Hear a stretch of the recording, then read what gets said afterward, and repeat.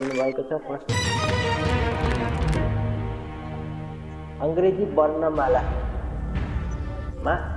कुल कति अक्षर हुन्छन्? Option A 30, option B 32, option C 26, माफ गर्नुहोला 26, ऑप्शन डी 24। स्क्रिनमा देख्न सकिन्छ, अप्सनहरु पढ्न सक्नुहुन्छ,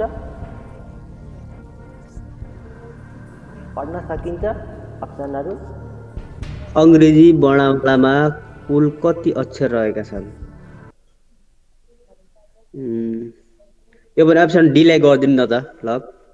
अप्सन डी मा छ 24। हजुर।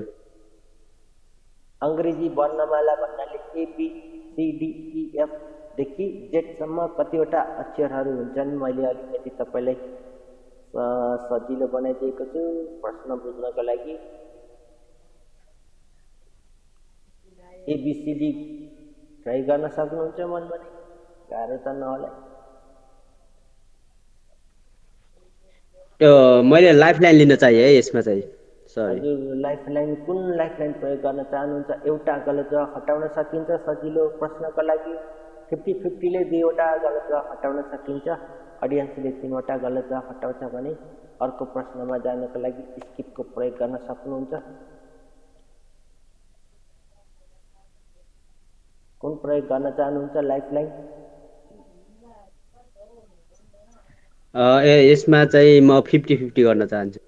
50-50 प्रयोग गर्न अगाडि कुनै अनुमान, कुनै जवाफ उत्तर अनुमान गर्न सक्नुहुन्छ? अनुमान 26 यस्तै समथिङ।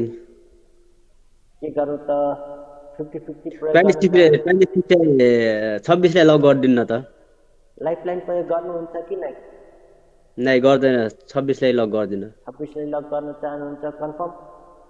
हजुर। ल कम्प्युटर जी अप्सन सी मा ताला लगाइदिनु। And that is right answer. जवाब सही उत्तर थियो। अब दोस्रो प्रश्न तपाईको स्क्रिन